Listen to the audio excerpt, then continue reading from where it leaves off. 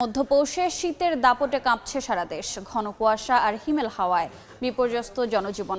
এই মুহূর্তে ঠাকুরগাঁওয়ে আছেন সহকর্মী জিয়াউর রহমান বকুল। সরাসরি যাচ্ছি তার কাছে।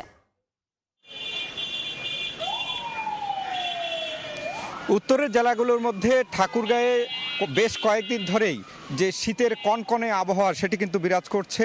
আমরা আজকে লক্ষ্য করেছি যে সকাল থেকে তীব্র কুয়াশা ছিল, পরবর্তীতে কুয়াশা কেটে গেলেও হিম শীতল যে বাতাস সেই বাতাস কিন্তু বইছে। এখন ঘড়ির কাঁটায় 12টা পেরিয়েছে, কিন্তু তারপরেও এই সূর্যের যেই দেখা মেলার কথা সেটি কিন্তু দেখা মিলছে না। এমন আবহাওয়া চলছে কয়েকদিন ধরেই।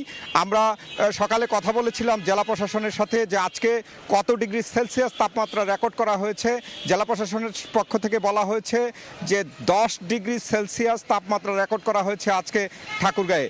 তো এই যে আবহাওয়া বিরাজ করছে, এই আবহাওয়া বিরাজ করার কারণে সাধারণ মানুষের যে চলাফেরা, স্বাভাবিকভাবে যে চলাফেরা, সেই চলাফেরা চরমভাবে ব্যাহত হচ্ছে। এবং এটিও আমরা লক্ষ্য করেছি যে যারা শ্রমজীবী মানুষ রয়েছে, যারা দিনমজুর এবং যারা রিক্সা চালায়, যারা প্রতিদিন আয় করে সংসার যেই জীবন পার করে, আয়ের উৎস যাদের হচ্ছে দিনের উপরে, তারা কিন্তু অনেক কষ্টে দিন যাপন করছে। এবং পাশাপাশি এটিও লক্ষ্য করেছি যারা ছিন্নমূল মানুষ রয়েছে, যারা পথচারীরা, যারা ছিন্নমূল মানুষের সাথে যারা দরিদ্র রয়েছে, তাদের যে গরম কাপড়, সেই গরম কাপড়ের অভাব কিন্তু বিরাজ করছে। এটি কিন্তু আমরা লক্ষ্য করছি। তবে জেলা প্রশাসনের পক্ষ থেকে কিছু শীতবস্ত্র বিতরণ করা হচ্ছে এরই মধ্যে।